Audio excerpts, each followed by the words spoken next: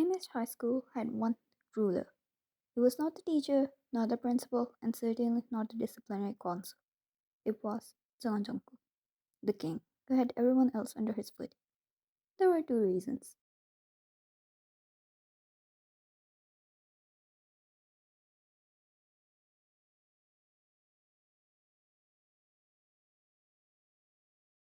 One, because his father was a powerful figure who would make you disappear from the face of this world. And two, because Jungkook didn't need to rely on his father's power. He would torture you to death, and then, of course, make you disappear from the face of this earth.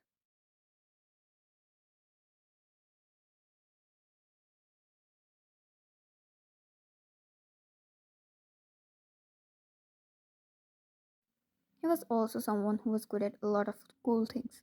Top grades, top soccer player, which he earned by his skills and not power, a biker and a drummer with a heavenly beautiful face. This came his nickname to bird, Death, with the face of an angel.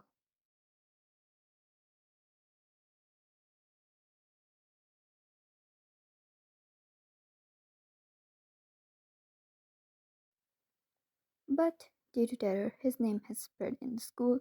There were a lot of students who idolized him and used his name behind his back to bully innocent people. Jungkook never minded those people, but today might be a different case.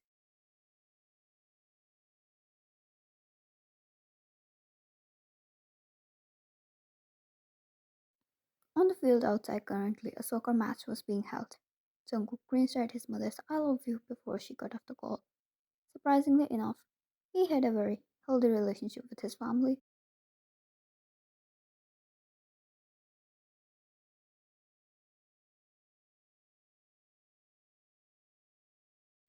He tossed the phone away, reminding himself to let his wife know that his mother wanted to send her some gifts. Yes, he was married. Once the break time was over, the team gathered again, taking over the field.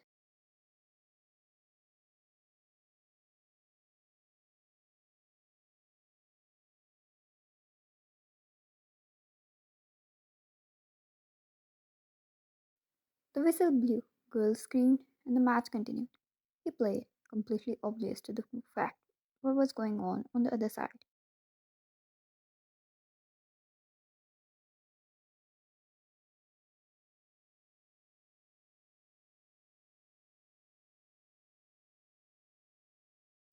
Ryan, Jungkook's wife, his baby wife, the one he would kneel before and surrender himself to.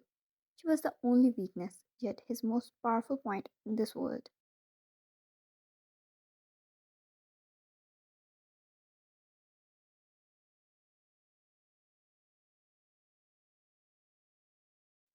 She sat on the table towards opposite of the man she married, a canvas in front of her. She stroked her brush tipped in colors to add life to her sketch. She was a painter, an artist, who loved to reflect the beauty of this world and humans in the shape of paintings.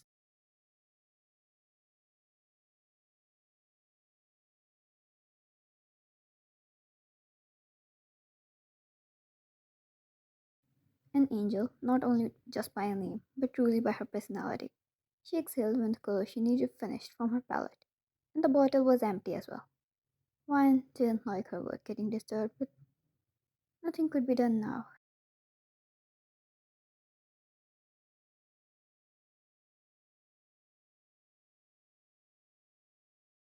Wine, thank God I brought it with me today. She jumped off the table, and one look in the mirror made her realize she was drawn in strokes of paint. Her cheeks, hair, clothes, all the paint dripped over them.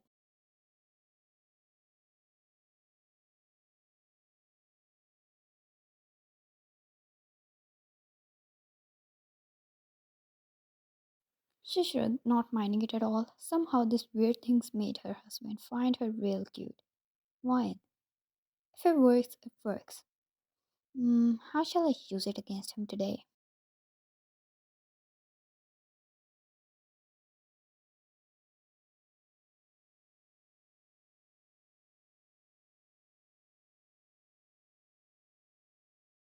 Sally, how about that trip you wanted to Jeju Island? Her friend added, who was busy in her painting as well, clearly used to Wine's behavior by now. Wine, he would take me there anyways. That's not really using a weakness against him.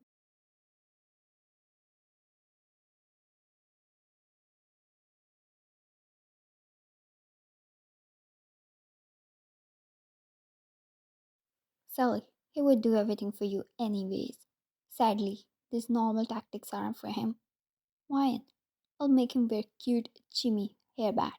He hates those cute things. Wine giggled happily with that little evil thought she came up with and happily hopped outside.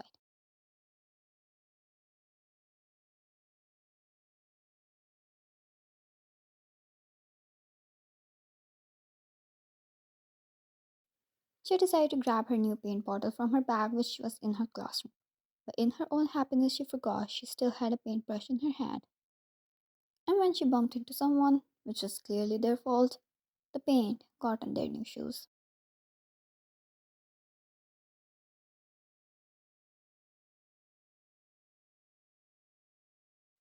The first thing Wine heard was an angry curse, a kind of curse boys use which was too bad for her ears.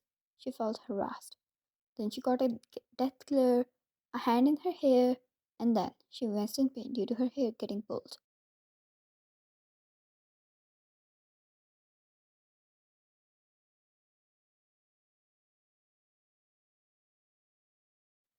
Zeha, can't you use your goddamn eyes?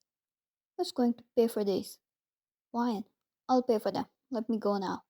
Zeha raised bro amused, let go of her hair, looked at his friends once, and then smirked.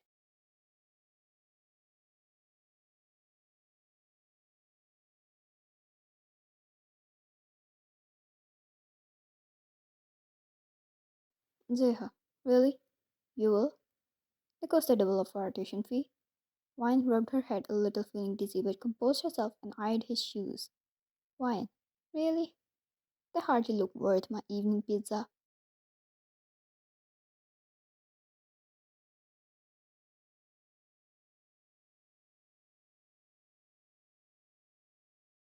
Zeha, that's the thing about you girls. Always riding on your daddy's money. How would you know? Give me the money now. Wine. Said I'll pay, but it doesn't mean I'll let you scam me.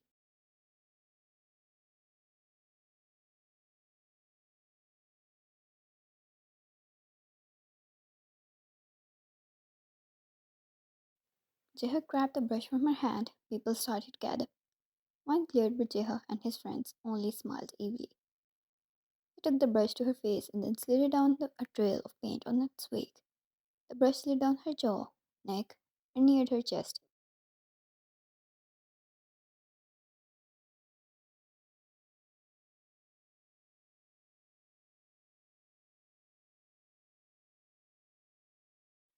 That was when Wine had enough. She slapped the brush out of his hand and stomped over his so-called shoes he was so proud of.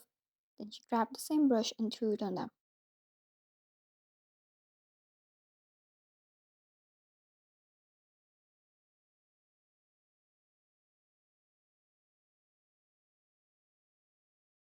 Jeha screamed angrily, seeing his shoes messed up. Jeha, you think you're funny? Huh? Let's see how funny you are when you're begging for mercy.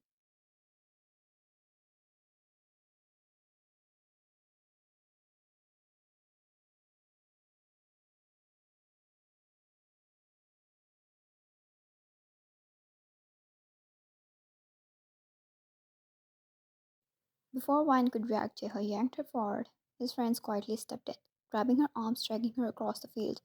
The crowd parted like the Red Sea. Everyone knew what this meant. They were going to throw her at his feet. At Jeon Jungkook's feet.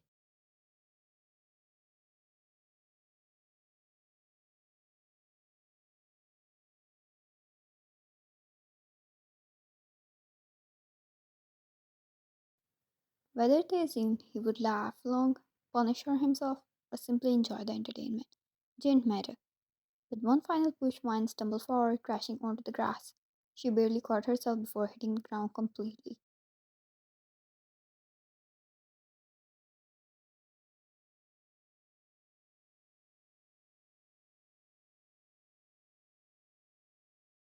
Silence. Dead. Silence. Only the sound of a soccer ball rolling to a stop before it broke the tension. Right. No one needed to talk because the temperature of the entire field dropped. A shadow loomed over her, a familiar scent of cologne and the faint scent of engine oil wrapped around her senses. Ah, so Jungkookish. The king had arrived. Now was the time of judgment. To be continued.